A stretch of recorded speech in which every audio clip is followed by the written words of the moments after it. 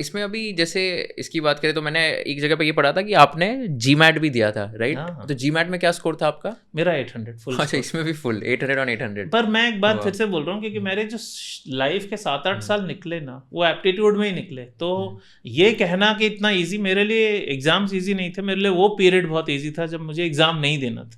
क्योंकि मैं जब डिक्शनरी पढ़ रहा था तो मुझे ये नहीं पता था कि जीआरई जैसी कोई एग्जाम होती है जिसमें वोकैब टेस्ट होता है।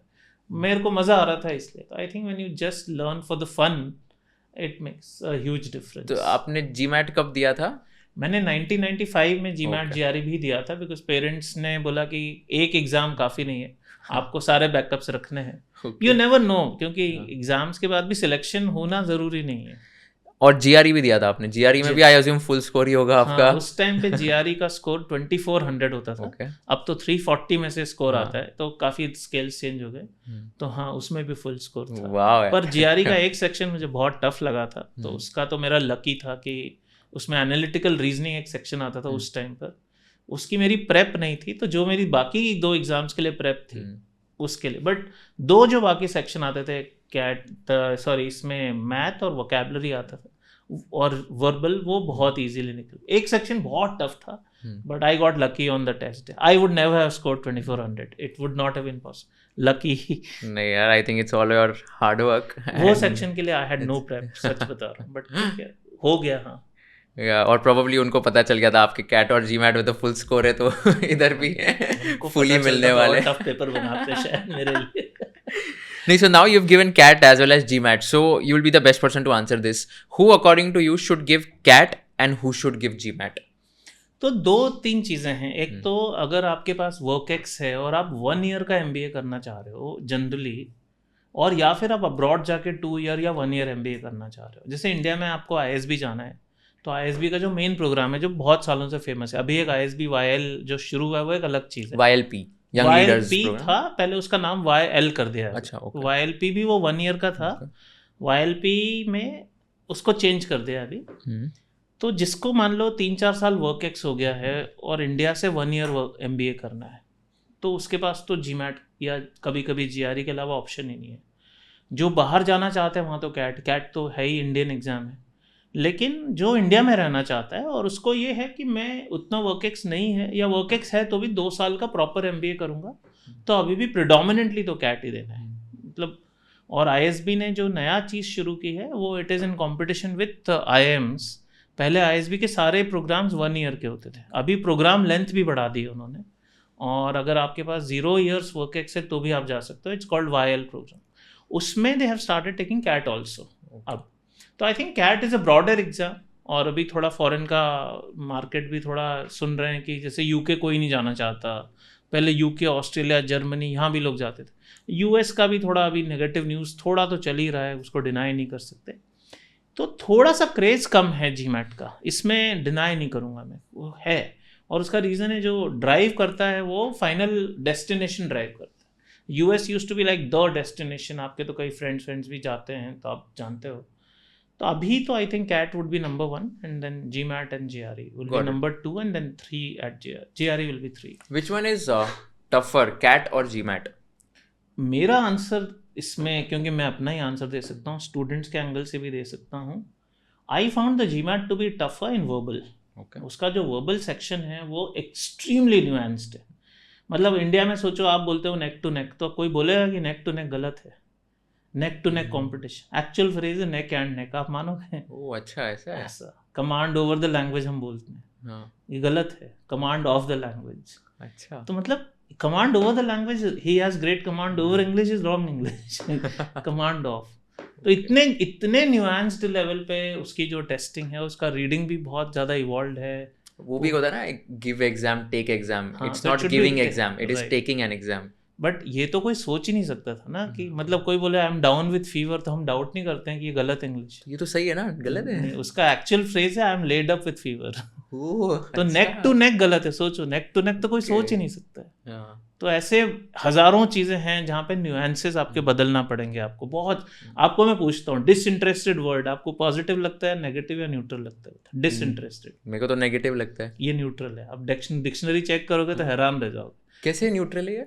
इसका मीनिंग है अनबायस्ड। इसका मीनिंग ये नहीं कि जो नेगेटिव पर्सन है इट जस्ट मीन्स जैसे एक अंपायर है क्रिकेट मैच में, that should be disinterested, that person should not be uninterested. एक अलग चीज है, अंपायर अनइंटरेस्टेड नहीं हो सकता मैच में, बट उसको डिसइंटरेस्टेड होना जरूरी है। क्योंकि डिसइंटरेस्टेड हमें लगता है नेगेटिव है। अब आपको मैं पूछूं डिसपैशनेट, तो आपको तो लगेगा नेगेटिव ही है डिसपैशनेट। डिसपैशनेट इज अ न्यूट्रल वर्ड। अगर मैं बोलूं अनक्वालिफाइड, तो आप ये बोल सकते हो unqualified doctor, chartered accountant. Unqualified का मीनिंग ये होता ही नहीं है। जब आप इंटरनेशनल एग्जाम दोगे, अनक्वालिफाइड मतलब total. I give you my unqualified support means total support. तो उस मामले में जो जीमैट है वो बहुत इवॉल्व है। उसका reading I can go on, but reading comprehension भी, क्योंकि वो ग्लोबल कॉन्टेक्स्ट लेते हैं, अमेरिकन कॉन्टेक्स्ट, तो हमारे लिए थोड़ा अनफेमिलियर होता है। क्वांटिटेटिव सेक्शन में CAT is definitely tougher, definitely. मतलब VARC जो सेक्शन है, verbal ability and reading comprehension, CAT is much easier. Quantitative में CAT is much easier, CAT is much tougher. CAT is much easier in VARC, GMAT is much much much more nuanced. Quant में CAT is tougher, no question. GMAT का quant काफी आसान है cat के quant के। Example दे सकते हो कोई क्वेश्चंस का कैट GMAT क्वांट्स के? तो कैट के questions are not tricky, they are just tough.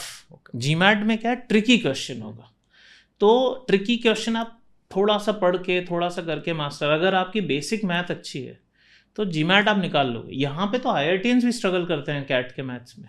कई सारे IITians और इंजीनियर्स, तो नॉर्मली 95% इंजीनियर्स का मैथ खराब होता है। लोगों को लगता है कि इंजीनियर्स है तो मैथ अच्छी होती है। 95% केसेस में मैं बोल सकता हूँ इंजीनियर्स को मैथ नहीं आती इंडिया में। बहुत अनफॉर्चुनेट है। आप भी शायद नहीं मानते होगे ये बात। मतलब मेरे को I thought कि IITians would be good in mathematics. IITians are good at math, but they are not good at cat quant. cat quant एक अलग डिसिप्लिन है। और मैं इंजीनियर्स की बात कर रहा हूँ, IITians को थोड़ी देर। इंजीनियर्स का हमको लगता है मैथ तो अच्छा ही होता होगा, ये सच नहीं है 95% केसेस। तो ये एक चीज़ है। हाँ, आप बोल रहे थे कैसे टफ है, तो कैट मतलब आप नॉर्मल लॉजिक से सॉल्व ही नहीं कर सकते within time limit, tough ही होता है। GMAT में ईजी भी होता है और ट्रिकी होता है। तो ट्रिकी मान लो 20 मैंने ऐसे केसेस आपको दिखा दिए कि चलो ये क्वेश्चन है, ट्रिकी क्वेश्चन है, आपको 21st में उसकी ट्रिक समझ आ जाएगी कि एग्जामिनर ये गेम खेल रहे हैं मेरे साथ। कैट में तो आपका गेम ही सिलेक्शन का है। लोग ये तक बोलते हैं कि उसमें 5-6 मेजर टॉपिक होते हैं, अरिथमेटिक, अलजेब्रा, मॉडर्न मैथ, ये सब, कि अरिथमेटिक करके चले जाओ सिर्फ। 40% तो अरिथमेटिक आता है। आप सिर्फ अरिथमेटिक कर लो और आप चूज ही हो जाओ, और इतना अच्छा हो कि आप 40%, तो आपका 100% मैथ्स में आ। क्या होता है अरिथमेटिक? अरिथमेटिक में मतलब percentage, ratio, profit and loss, speed and distance, compound interest, simple interest, इस तरह के जो टॉपिक्स होते हैं, बेसिक टॉपिक्स जो होते हैं, मिक्सचर, ये जो इनिशियल मैथ जो 10th स्टैंडर्ड तक का बेसिक मैथ। तो अलजेब्रा में तो वही XYZ आ जाएगा, इनइक्वालिटीज, कुछ ऐसी चीज़ें आ जाएंगी। फिर अलग होता है परम्यूटेशंस, कॉम्बिनेशन, दूसरा होता है, उसको मॉडर्न मैथ बोलते हैं। उसमें ज्योमेट्री होता है। तो ये जो है, ये फिर भी आप कई बार टीचर्स बोलते हैं कि सिर्फ अरिथमेटिक कर लो, तो आपका 40% अरिथमेटिक तो आता ही है, और 40% पे आपका 100% आ जाता है। इतना ईजी नहीं है, उसके भी क्वेश्चन वहाँ जाके कई बार क्रैक नहीं हो। तो कैट का मैथ जेन्युइनली चैलेंजिंग होता है, इसको डिनाई नहीं कर सकते। तो इसलिए अगर किसी को इतना डर लगता है कि मेरे को तो आता ही नहीं मैथ, मेरे को तो बहुत ही डर लगता, psychologically you cannot be scared and still hope that CAT you will clear with a high percentile. You have to like math to some extent. Even if you don't like, you can't hate it or you can't be scared of it. 0 से थोड़ा ऊपर तो minimum starting level चाहिए ही चाहिए। Got it. तो ये है। And GMAT में फिर जैसे आपने बताया कि उसमें वर्बल एबिलिटी सबसे डिफिकल्ट है, वो काफ़ी सारे इंटरेस्टिंग एग्जांपल्स दिए थे आपने। ये भी, और बहुत मतलब उसका जो रीडिंग कॉम्प्रिहेंशन, अगर आप पैसेज आप पढ़ोगे तो आपको लगेगा कि ऑथर इसकी तारीफ कर रहा है और एक्चुअली किसी चीज़ की बुराई कर रहा होगा। मतलब अलग ही उसके न्यूएंस्ड जो तरीका होता है लिखने का। तो वो GMAT उस मामले में बहुत टफ। तो just to summarise your answer, is it fair to से कि जिसको अभी जैसे Ivy League MBA या बाहर MBA करना है, उनके लिए GMAT is best for now, and then अगर IIM से MBA करना है तो CAT is GMAT is best नहीं, GMAT is the only option. But बाकी भी होते हैं ना, GRE एंड ऑल। GRE लेते हैं, बट GRE में जो परसेंटेज है 13% people take GRE and go. उसमें भी बहुत सारे हैं कि स्कॉलरशिप नहीं मिलती GRE के थ्रू, स्कॉलरशिप चाहिए तो GMAT के थ्रू। जब आप जॉब लेने जाते हो 1 साल बाद, 2 साल बाद MBA के थ्रू, तो आपका GMAT स्कोर ही देखा जाता है। अच्छा। जो BCG है, बेन है, ये कंपनीज आपका जीमैट स्कोर देखती हैं even after 2 years of MBA. Oh, okay. GRE तो देखा ही नहीं जाता उस टाइम। तो GRE is theoretically yes it's an option but it's taken only by 13% people अच्छा for MBA admissions। okay That is taken by other people who want to just do masters। got it। and जैसे GMAT का score is valid for 5 years if I'm not wrong। Yes, वैसे CAT का score is valid for how many years? it's only 1 year and अच्छा, that एक ही too साल। a few months only। Oh, क्योंकि जब तक आपकी एप्लीकेशन है, मान लो IIM में मुझे अप्लाई करना था CAT 2024 के बाद, तो IIM की विंडो ही 1-2 महीने की, 1 महीने की होगी मुश्किल से, वो भी बहुत ही, तो कहना कि वैलिड है पर वैलिड कॉलेज की विंडो नहीं है तो नहीं। हाँ मतलब CAT is not even 1 year, maybe a few months। got it। Yeah, and any idea what percentage weight is given to CAT scores to get into IIMs? I think it's the highest। It's Okay. the maximum importance always goes to the CAT, maybe exceptions, but उनका भी 80 से कम नहीं होना चाहिए किसी भी हालत में। तो ये तो कोई बोले कि 80 परसेंटाइल पे कोई चला गया तो वो 10,000 20,000 में से कभी कोई 1% जो गया है, नॉट कैट टेकर्स, जो 10-20 हज़ार लोग गए हैं आज तक टॉप IIMs, उसमें से एक होगा कि कोई 85-90 पे चला गया। But CAT is the most important, it opens the door, it is the foot in the door. नहीं जैसे फॉर एग्जांपल जैसे हार्वर्ड स्टैनफोर्ड की वेबसाइट में मैं देख रहा था तो वहाँ पर लिखा होता है कि GMAT is like 17-18% of the weightage of your entire application. One of the major components, but GMAT opens the door. Correct. अब मान लो आपका GMAT बहुत ही लो है तो एप्लीकेशन ही कंसिडर नहीं होगी। तो ये नहीं कि GMAT is not important, GMAT is the first most important thing। Got it। Once you get into the evaluation stage, GMAT does not matter। Okay, same for CAT। No, it's not same for CAT because overall score matter करता है वहाँ पर। अच्छा। जैसे foreign B schools में क्या है, अगर आपका GMAT कम है मान लो, तो आपको एप्लीकेशन ही रीड नहीं होगी, और GMAT डिसेंट है और बहुत हाई नहीं है मान लो, और उन्होंने एप्लीकेशन रीड कर ली, तो फिर लो GMAT से फर्क नहीं पड़ता। यहाँ पे क्या क्यूमुलेटिवली सब कुछ मैटर करता है। तो CAT will be probably 85-90% of the weightage. फिर आपका PI पर्सनल इंटरव्यू, फिर आपके एकेडमिक रिकॉर्ड, फिर ये अलग अलग IIMs के अलग अलग पाई चार्ट होगा इसमें। सम will say 70% given to CAT, but it is the highest weightage, more than 50%। Wow, को पता ही नहीं था ये सब। If you learned something new from this video, do share it with your friends and subscribe to this channel so that we can bring you the best content possible. Also, if you want to watch this entire episode, click on the link in the description box and you can go to Kushal Lodha YouTube channel and watch the entire podcast episode. Thank you so much for watching this and have an amazing day.